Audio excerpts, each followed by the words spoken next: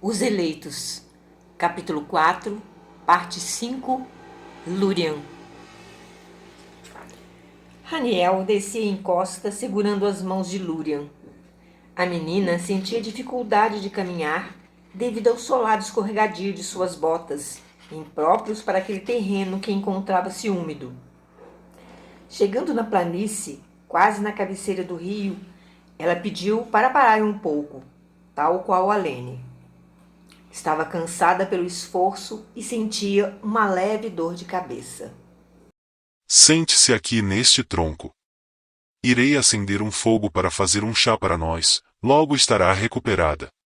Disse Haniel, sempre disposto a atender e cuidar de todos. Lúrian permaneceu sentada no tronco.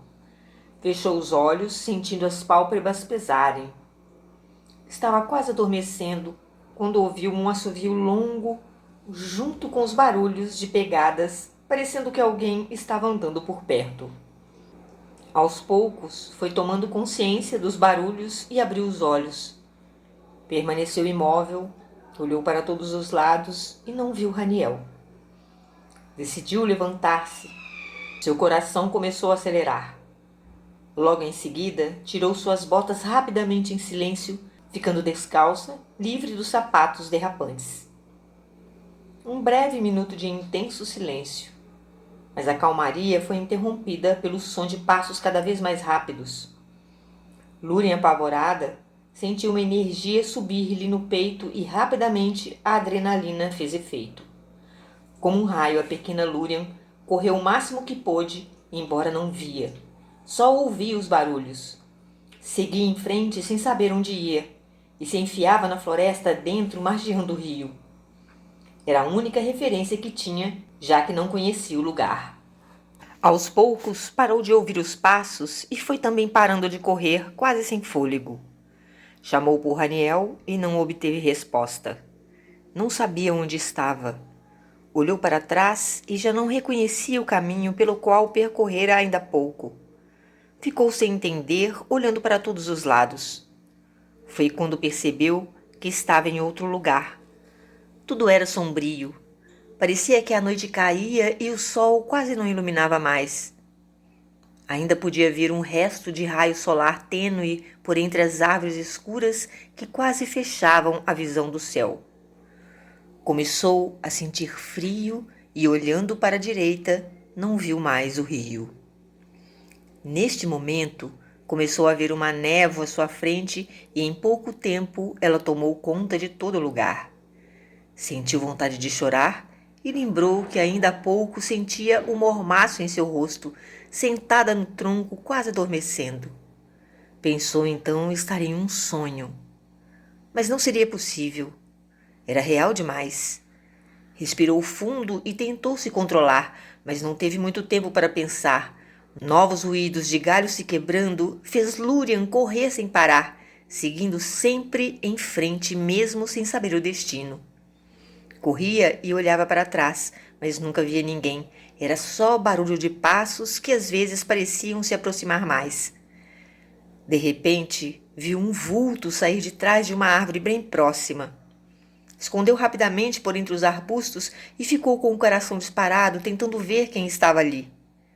Aos poucos, a névoa foi se dissipando e ela pôde ver claramente o rosto de Greifus de perfil. Sem pensar, saiu correndo gritando por ele. Greifus, sou eu, Greifus? Quando chegou nas suas costas, ele calmamente virou-se para ela. Lúrian por pouco não desfaleceu. Metade de seu rosto estava desfigurado, mostrando todos os seus ossos com larvas saindo pela carne apodrecida. Lúrian soltou um grito de terror, e antes que este espectro pudesse fazer alguma coisa, Lúrian virou-se e correu, quase caindo, conseguindo aos tropeções ficar de pé, se reequilibrando e correndo de volta por onde passara, fazendo o caminho de volta. Não. Greifus, onde você está? Lúrian, aos prantos, corria sem destino, quando de repente viu várias silhuetas escuras vindo em sua direção. Parou assustada e, voltando-se para a esquerda, correu procurando uma saída por entre a mata fechada. Aos poucos, foi vencendo o caminho árduo, cheio de galhos retorcidos e raízes enormes no chão, dificultando a passagem. Quando saiu da mata e encontrou um braço do rio, Lúrian viu as silhuetas escuras agora em número bem maior, vindo de todos os lados, andando em sua direção. Percebeu que não teria muita saída e tentou subir em uma árvore, mas não tinha mais forças. Eram troncos largos e lisos demais. Desistiu de lutar, se entregando, quase desfalecida, escorregando devagar, recostada na árvore. Viu que estava perto da morte e por um breve segundo tentou fazer algo, mas já era tarde. O ar ficou denso diante de tantos espectros cercando-a. Um cheiro forte de enxofre infestou o ar. Lúrian não conseguiu se manter desperta. Caiu desmaiada aos pés da árvore. Onde estou? Perguntou Lúrian ao acordar perto do calor do fogo. A noite estava fechada. Só havia o clarão da fogueira ao lado dela. Ela estava amarrada pelas mãos e pelos pés, sentada debaixo de uma árvore que desfalecera. Nem bem havia percebido a cena em que se encontrava, quando espectros começaram a se aproximar. Lúrian tentou gritar, mas foi rapidamente amordaçada por um destes e surgiu de cabeça para baixo, pendurado na árvore em frente a ela. Levando um enorme susto, Lúrian tentou se soltar, mas não conseguia se mover. Neste exato momento, surgiu entre eles um guerreiro das sombras do séquito de Sekirat. Era maior que os outros e, abrindo espaço, passou por todos, falando em um tom de voz grave e áspera. Soltaremos você se contar onde irá e o que está fazendo aqui no Vale das Ilusões. Lúrian, não conseguindo falar, movia a cabeça em sinal de negação. É simples, minha jovem. Se você não cooperar, irá assar nesta fogueira que está ardendo em chamas esperando pela sua carne jovem e fresca. Falando dessa forma desprezível, o espectro aproximou-se bem perto do rosto de Lúrian e disse sussurrando. Vou tirar a mordaça de sua boca e é melhor você começar a falar. Lúrian sentiu seu suor com um cheiro asqueroso e teve ânsias de vômito. Os outros espectros começaram a tocar nos seus cabelos com curiosidade e sua aflição parecia não ter fim. As lágrimas quentes corriam sobre o seu rosto de dor. De repente, em um movimento brusco, o guerreiro maior tirou a mordaça de seus lábios. Lúrian deu um grande suspiro e, quando tentou arriscar uma fala pedindo para que a soltasse, sua voz não saiu. Tentou falar novamente, mas sua voz não correspondia. Então aquele ser horrendo esbravejou fortemente.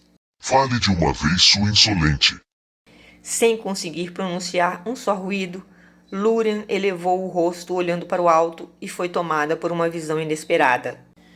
Viu bem no alto, bem no fundo, até onde a visão alcançava, a figura branca da túnica de Sodiamã que brilhava.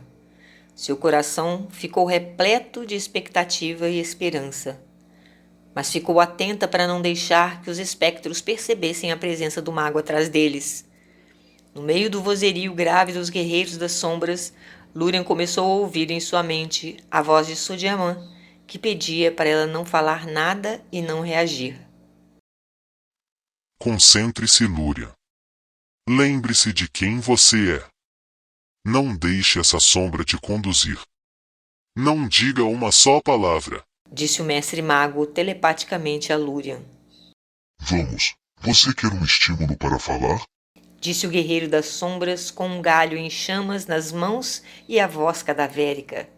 Pode fazer o que quiser comigo. Não falarei jamais. Falou Lúrian com segurança e vigor, recobrando sua voz novamente. Quando disse essas palavras, o bando de criaturas das sombras gemeram em um som estridente que doía aos ouvidos. Os espectros e guerreiros enfurecidos urraram de raiva e, quando prepararam vários galhos em brasa para atirarem sobre ela, suas mãos foram paralisadas em pleno ar por um comando de Sodiamã. Uma luz intensa emanou do cajado do mago, que, preenchendo todo o espaço com uma claridade penetrante, formando círculos em forma de espiral, fez com que os espectros e os guerreiros das sombras, aos poucos, fossem se transformando um a um. Aos poucos, a aparência normal de todos os seres foram restabelecidas. Toda essa legião foi o resultado da magia negra de Sekirat. Foram ceifados e transmutados em espectros através do roubo de suas almas. Lúrian não podia acreditar no que via. Eram homens e mulheres que se transformavam diante dela, voltando a recobrar suas feições e seu corpo novamente. Quando as sombras deixavam seus corpos, caíam ao solo desfalecidos. Diante deste cenário, o mago mestre aproximou-se de Lúrian e a soltou da árvore enquanto dizia: Vamos, Lúria, temos que voltar. Vou esconder e proteger esses corpos. Mais tarde, depois que conseguirmos recobrar suas almas, viremos libertá-los. Dizendo isso, Sodiaman levantou os braços e de suas mãos saíram névoas brilhantes que esconderam os corpos caídos, desfalecidos e inertes, deitados no chão do Vale das Ilusões. Assim ninguém poderá encontrá-los. A névoa é intransponível. Continuou o mago. Eles estarão seguros. Se o Senhor não estivesse aqui, eu teria morrido. Você foi muito corajosa, Lúria, e resistiu bravamente à força hipnótica de um guerreiro das sombras. Como eles nos encontraram? Bem, depois temos que conversar, Lúria. Vamos nos apressar e encontrar Raniel. Lúrian foi seguindo pelo caminho, margeando o rio, e aos poucos o tempo foi se abrindo e o sol voltou a brilhar. Algumas árvores estavam floridas e com frutos. Toda a paisagem voltou a ser como antes e o clima passou a ser quente e úmido. Aos poucos, Lúrian foi reconhecendo o local por onde passou e avistou ao longe a clareira em que havia adormecido. Olhou para trás para falar com o mestre mago, mas Sodiaman não estava mais acompanhando-a. Sentiu o medo tomar conta de si novamente, mas não teve tempo de pensar muito. Ouviu Raniel lhe chamando, o que devolveu a sua segurança imediatamente. Começou a correr já com os pés feridos pelo solo áspero. Raniel, estou aqui. Melhorou. Trouxe algumas ervas para você. Disse Raniel abrindo um saco de pano cheio de folhas verdes escuras dentro. Acho que estou um pouco confusa. Você viu o mago mestre por aí? Sodiaman. Não, ele está muito longe daqui neste momento. Ah, está bem. Disse Lúrian ainda abalada. Acho que você ainda está cansada. Sente e relaxe. Podemos correr risco de vida nos sonhos? Perguntou Lúrian. Não normalmente. Por que a pergunta? Disse Raniel. Por nada, acho que estou cansada mesmo. Dizendo isso, Lúrian esfregou as mãos e apertou o punho direito que estava meio dolorido. Olhou para eles em um gesto distraído e percebeu as marcas em seus pulsos da corda que o prendeu momentos atrás. Mirando as margens do rio, Lúrian concluiu pensativa. Não foi um sonho ou um devaneio. Sekirat estava me perseguindo realmente.